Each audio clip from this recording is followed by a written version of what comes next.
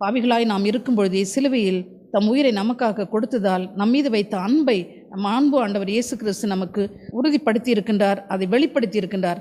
அந்த சிலுவை அன்பை தியானிக்க தியானிக்க உங்கள் உள்ளத்திலே இரக்கம் சுரந்து வரும், தெய்வீக அன்பு ஆட்கொள்ளும். பிறரை நீங்கள் மெய்யாகவே மன்னித்து மறப்பீர்கள். எப்பொழுதெல்லாம் உங்களுக்கு பிறரை மன்னிப்பது கடினமாக இருக்கின்றதோ முழந்தாள் படியிடுங்கள், சிலுவை காட்சியை கண்முன் கொண்டு வாருங்கள், தியானியுங்கள். அப்பொழுது ஆண்டவருடைய பாடுகள் உங்களை திடப்படுத்தும்.